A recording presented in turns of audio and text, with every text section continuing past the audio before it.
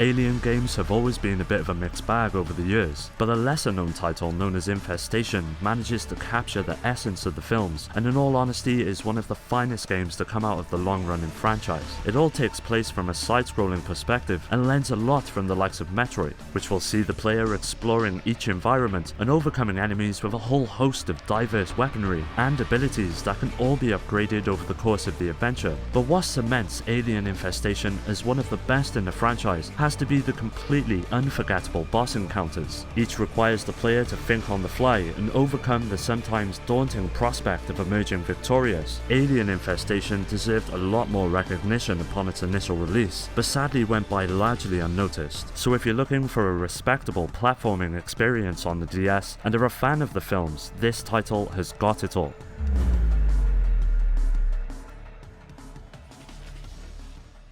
Super Princess Peach sees the long tradition of Mario saving the princess completely subverted. This time around, it's Peach's job to save Mario from the clutches of evil in her very own platforming adventure that is not only surprisingly captivating, but also rewarding in its own distinct way. The experience is broken up into various areas and levels, whilst utilizing a range of abilities that are all linked to emotions: joy, rage, gloom and calm, each offering different ways in which to overcome the various obstacles which you will find blocking the way. From regenerating health, flying and projecting fire, there are plenty of options at the player's disposal, and with the variety of enemies that occupy each space as well, there's always plenty of challenge. Don't let the charming look fool you. If you've never got round to playing Super Princess Peach when it first released, it well and truly deserves a place within your collection, and is bound to satisfy both fans of the genre and those looking for a quirky title that is easy to jump into and get to grips with.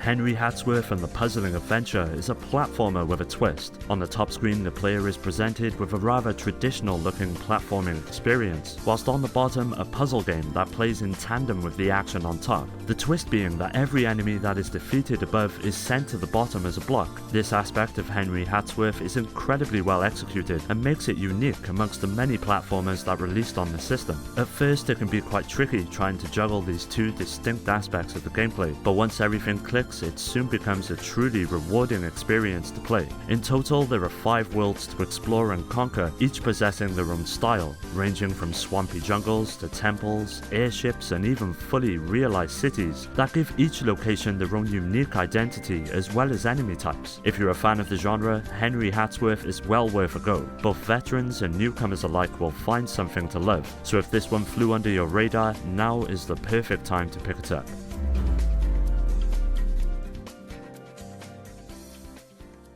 During the days of the Super Nintendo, Super Mario World 2 was one of my favourite games on the system, so when the news dropped that a sequel would be making its way to the DS, I was inherently excited to see how the experience could evolve and improve. On the surface, not much has changed. Players once again take on the role of Yoshi, but instead of only having to worry about protecting a baby Mario, there is now up to 5 baby versions of Nintendo's lovable mascots that all have a role to play. The main objective is simply to reach the end of each stage, that progressively increases in difficulty the further you progress throughout the experience. But what makes things interesting is that every baby grants the player unique abilities. For example, baby Donkey Kong comes with a special dash attack, and Wario possesses a magnet that helps attract metal objects, to name a few. All of these powers soon become second nature and really help the gameplay shine as you continually find new and exciting ways in which to use each to your advantage. Although nowhere near as good as the original, Yoshi's Island DS does offer up enough new ways in which to play, which in all honesty makes it well worth a purchase.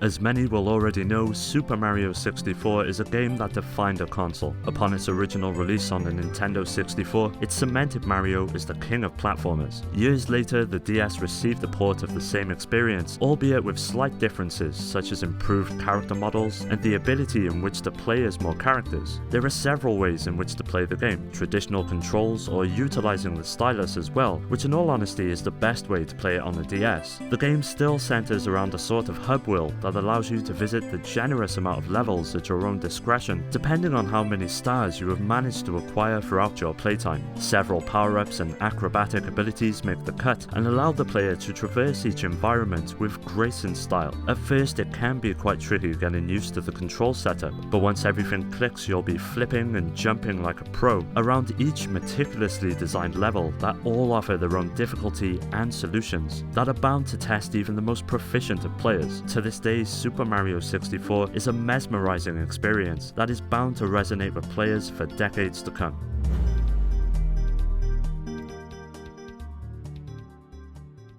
Monster Tale sees players assuming the role of a young girl known as Ellie. Upon acquiring a mysterious bracelet, she is bestowed with incredible powers and transported to a strange new world. At the start of the adventure, the player possesses a range of basic abilities such as jumping, an energy blast, and a melee attack to help deal with enemies. Once defeating one, they usually drop coins, which can in turn be used to further upgrade your options and arsenal, ultimately evolving Ellie into a serious force. This aspect also applies to Ellie's companion known as Chomp, whose abilities can also be upgraded and can result in each encounter becoming all the more manageable. The minute-to-minute gameplay lends much from the likes of Castlevania and takes place across a huge variety of locales, which all manage to feel fleshed out and truly charming. On top of this, some truly nail-biting boss encounters litter the experience and are bound to test your patience, but they never feel obtuse or badly designed. Now, Monster Tale never got the attention that it truly deserved. It would make a welcome addition to any DS owner's collection, so if you never got round to it, now is the perfect time to try it out for yourself.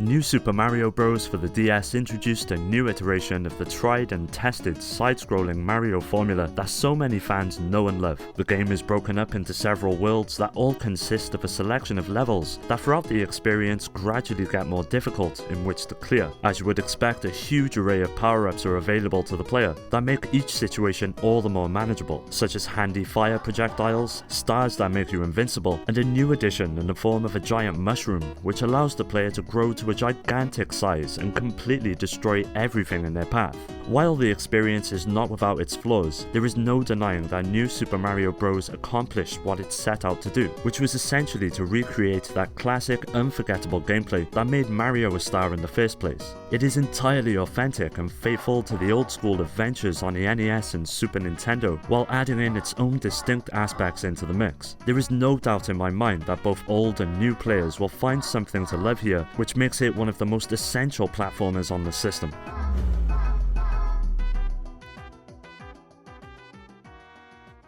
Castlevania Dawn of Sorrow carries on the several traditions that have been established throughout the long-running series. The action takes place right after the events of the Game Boy Advance prequel and sees players taking up the role of Soma, a rather introverted individual who once again finds himself at the mercy of Dracula's evil schemes. Gameplay-wise, much remains the same, with the standard side-scrolling setup returning in full swing, a whole host of abilities and weapons that help even the odds against the hordes of enemies that are thrown your way, as well as an incredibly visceral environment in which to explore, which in all honesty is a real testament to what the Nintendo DS can do when in the hands of the right developers. Dawn of Sorrow manages to include some light RPG elements as well in the form of souls. These souls are dropped by fallen enemies and allow the player to use them to their advantage. There are several types that each present their own rewards, from boosting your stats, summoning monsters to aid you in battle, or to grant you powerful projectiles that can level enemies in a flash. It's a neat little system that manages to keep the gameplay fresh and contribute to the already weapons-heavy based gameplay fans will know and love. If this one passed you by back in the day, now is the perfect time to pick it up and try it out for yourself.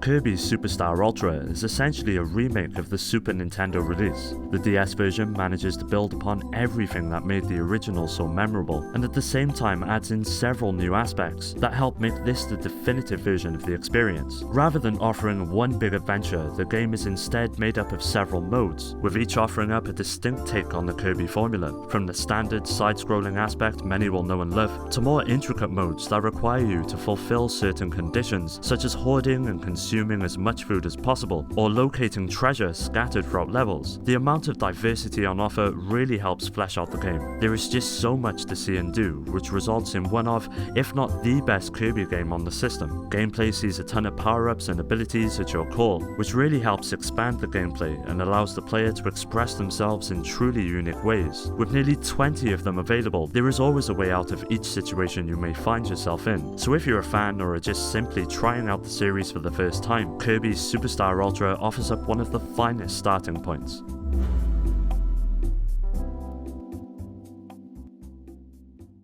Mega Man ZX offers up a unique take on the classic series by introducing several new mechanics in which to add to your arsenal, as well as a completely new and original cast of characters that help make this one of the most essential games in the series for both fans and newcomers alike. Essentially a 2D side-scrolling platformer, the experience is set across a vast area and is broken up into missions that can be undertaken depending on how far the player has progressed. Naturally, the further you explore, the difficulty ramps up and offers some of the most challenging gameplay found within the series, with several obstacles blocking the way forward, such as puzzles, enemies and bosses that will most likely have you scratching your head at times. It really does offer up a truly rewarding experience that pushes the player to get used to all of the tools at their disposal. Mastering each is essential to overcoming each trial that is thrown your way, from your standard attack to the sets of suits that empower the player with distinct abilities and help even the odds. There's a lot to play around with, so if you're looking for a platformer to tide you over for quite some time, Mega Man ZX quite simply offers up the best of the best on the system.